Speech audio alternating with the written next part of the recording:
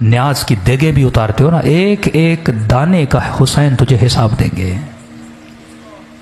मत समझना ये चीजें रायगां जाती हैं। आंसू जो आंखों से बहाते हो ना, एक एक कतरा जमा हो रहा है। जो सांसें हुसैन की मजलिस में गुजरी उनका हिसाब अलग है, जो सांसें तुमने गुनाह की महफिल में गुजारी उनका हिसाब अलग है, जो सांसें अपनी माँ के कदमों को दबाते हुए तुमने गुजारी ना, उसका हिसाब अलग है। हर शय का अल्लाह के दरबार में हिसाब है। कुछ ईरानी जाहिर कहते हम करबला गए तो 40 के दिन थे, हर बंदा कह रहा था आप हमारे घर आए, हमारे घर आए। कहते हमें जल्दी करबला पहुंचना था, हम नहीं रुके। एक छोटा सा गांव था बीच में, एक बूढ़ा 75 साल का, उसने आकर हमारे कदम पकड़ लिए। इतनी शिद्दत से रो रहा था, लग ये रहा था अगर इसकी दावत को कबूल न किया कहीं इसे यहीं पे सख्त तारी ना हो जाए। का ज्यादा नहीं, बस आओ मेरे सुफरे पे खाना खाओ। अगर तू मेरे सुफरे पे खाना खाएगा मैं ऐसे महसूस करूंगा कि गोया हुसैन मेरे घर में मेहमान बन के आए हैं। खुलूस। हमने कहा बूढ़ा है, हमने कहा ठीक है खाना खाएंगे पर जल्दी निकल जाएंगे। ठीक है 1-2 घंटा आराम करो, अपनी जोराबे दो, मेले कपड़े दो, वो भी धुलने के लिए देता हूँ, थोड़े फ्रेश हो जाओगे, 2 लुक़मे खाने खाओ, मुझ गरीब का दिल खुश हो जाएगा। कहते हैं उसके घर हम चले गए। उसने कहा ठीक है मैं 1 घंटे में खाना तैयार करता हूँ। हम थोड़ा कमर सीधी करके बैठ गए। उस बूढ़े के घर की दीवार के ऊपर एक पेंटिंग लगी थी। पेंटिंग थोड़ी अजीब थी जिसने हमें अपनी तरफ खींचा। हमने क्या देखा, उस पेंटिंग पे एक ताबूत है, मस्जिद है अंदर। उस ताबूत के साथ में कब्र है खुदी हुई।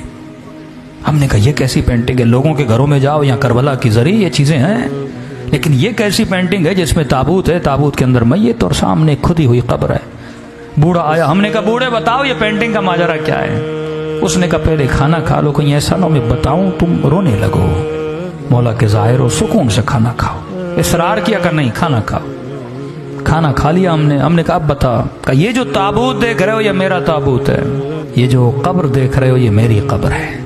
एक दिन मैं मर चुका था, मेरा जनाजा ताबूत में था, इसी तरह मेरी कब्र खुदी हुई थी।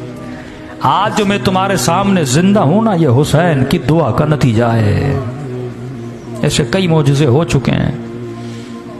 का जरा समझा तो कहना क्या चाहता है? का मेरे पूरे गांव वाले से पूछो कि ये बूढ़ा जिसके घर हमने खाना खाया है इसका माजी कैसा था, तो सारे गांव वाले गवाही देंगे हमारे गांव में इससे बड़ा कोई फासिक नहीं था। तो मुझे नहीं याद कोई ऐसा गुनाह था जो मैंने नहीं किया। मेरा हुसैन इब्न अली से लेना देना नहीं था। मेरी एक अपनी गफलत की जिंदगी थी। सद्दाम वासिल जहन्नुम हुआ, 40 का सिलसिला शुरू हुआ। मैंने देखा जोक दर जोक कुछ लोग हैं जो करबला हुसैन की ज़ियारत के लिए जा रहे हैं। मेरा दिमाग तो था ही शैतानी ना। मैंने कहा जाता हूँ इन ज़ायरों को लूटता हूँ, किसी का मोबाइल लूटूंगा, किसी के पैसे लूटूंगा, थके हुए टूटे हुए सो जाएंगे लूट लूंगा। कहता निकला अपने इरादा लेकर, चाय की सबीलें, खाने की सबीलें, मौकब पे मौकब लगा हुआ। दिल किया कि चाय पीऊं। एक मौकब पे गया, मैंने कहवा उठाया, पीना चाहा। उस जवान ने मुझे पहचान लिया कि मैं चोर हूं। उसने कहा कहवा नीचे रख, ये सबील हुसैन के ज़ायरों के लिए है, चोरों के लिए नहीं है, दूर हो जा हमारी सबील से। बुरा लगा। मैंने कहा कोई बात नहीं, आगे दूसरी सबील से पी लूंगा। आगे बढ़ने लगा, एक बूढ़े ने देखा जो सबील के अंदर था, कहा इधर आ। मैंने कहा क्यों आऊं, चाय तो तुम पिलाने नहीं देते। कहा शर्म नहीं आती, सारे गांव वाले मदद कर रहे हैं, हुसैन की ज़ाहिरों की खिदमत कर रहे हैं, तू खिदमत नहीं करेगा? मैंने कहा क्या करूं? अब कहता मैं हुसैन को जानता नहीं, मानता नहीं, कोई गरज नहीं, कोई लालच नहीं। मैंने कहा ऐसे क्या मदद करूं? कहा देख चाय बना रहे हैं, चीनी खत्म हो गई, 2 किलो चीनी लेकर। मैंने कहा ठीक है। बगैर गरज के ना, आप न्याज करते हो, जहन में कोई सोच है ना मौला हुसैन मदद करेंगे, कब्र में कयामत में सैयदा को अजर देंगी मेरे आंसुओं के बदले।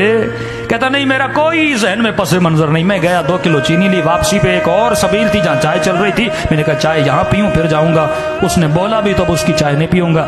इज्जत नफ्स ने मुझे रोका।